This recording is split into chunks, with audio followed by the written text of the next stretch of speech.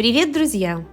Сегодня мы вместе с вами находимся на берегу реки Святого Лаврентия в провинции Квебек.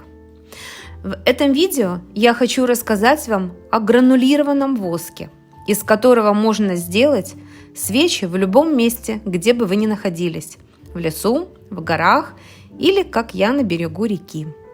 Я это видео запишу в виде подкаста.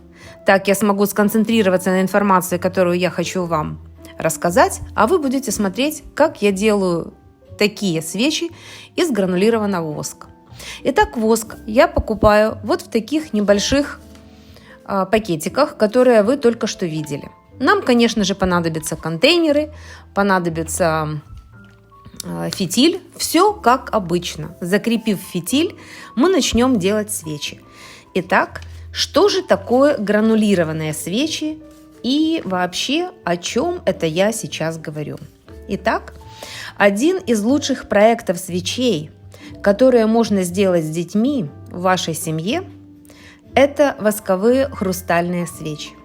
Восковые художественные кристаллы или гранулированный воск представляет собой особый воск, который был сформирован в виде крошечных шариков размером чуть больше песка.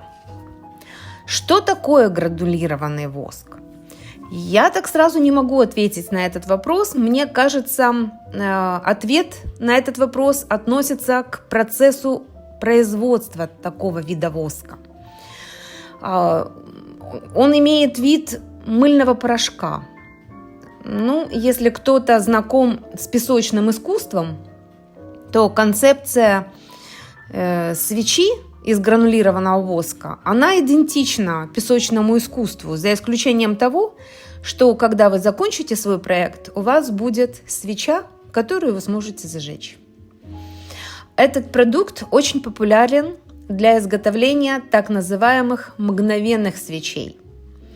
И что значит мгновенные свечи? Это свечи, которые не требуют плавления воска. Однако гранулированный воск также можно расплавить и залить. Это уже зависит от вашего желания. Если вы, как вот я сейчас, где-то с друзьями на природе отдыхаете, то такой вид воска, чтобы сделать красивую свечу и порадовать ваших друзей и знакомых красивым украшением стола в виде такой свечи, этот гранулированный воск будет просто палочкой-выручалочкой для вас. Еще что я могу сказать о нем, это то, что для начала всего лучше выбрать несколько цветов и аккуратно высыпать кристаллы в стеклянную емкость с помощью ложечки или другого какого-либо дозирующего приспособления. Вы можете взять несколько цветов, наслаивая их друг на друга, как вы это видели, я делала в первой свече. Вы можете также достичь какого-то максимального эффекта, например, образ волны сделать. Для этого нужно будет взять, например, вязальную спицу или палочку, которой я пользуюсь, и провести по стенке стеклянного контейнера. Это создаст волны в воске, и этот проект может понравиться любому, и взрослому, и ребенку. То, что вы видите сейчас на экране, это просто моя фантазия. Я соединила в стеклянном контейнере два вида гранулированного воска, белый и голубой. Как вы видели, наклонив контейнер, я могла придать форму треугольника с одной стороны и треугольника с другой стороны, когда насыпала второй вид воска. Воск не рассыпается, не разлетается. В конце видео когда я подожгу свечи, вы увидите, что когда я занималась изготовлением этих свечей, было достаточно ветрено возле реки.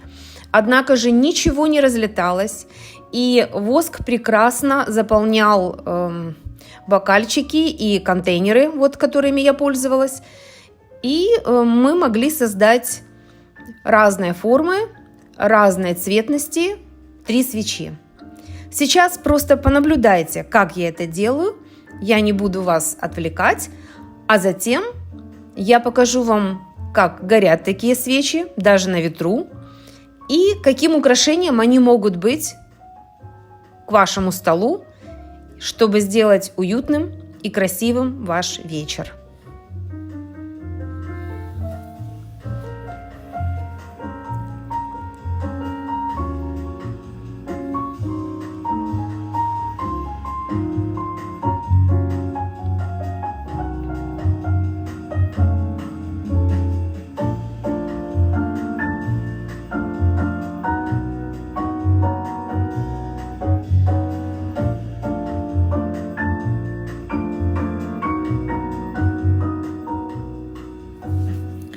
Итак, друзья, как вы видите, техника изготовления этой свечи очень простая. Вы просто засыпаете разного цвета воск, комбинируя его, а потом просто поджигаете фитиль.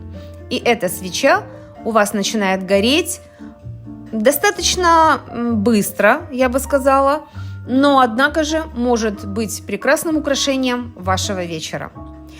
Если, друзья, вам было интересно, я буду этому очень рада. Вы познакомились еще с одним видом воска и создали мы с вами мгновенные свечи. Думаю, это будет интересным проектом для ваших деток, или если вам нужно чем-то занять детей, это идеальный вариант activities. Но сейчас мы что с вами? Зажигаем свечи. Вы видите, как ветрено у меня было возле реки. И что?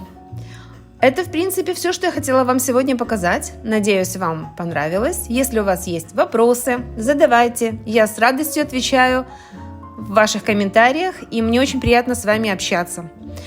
До следующего выпуска. Не забудьте подписаться на мой канал, если вы случайно заглянули на мою страничку. До встречи, друзья!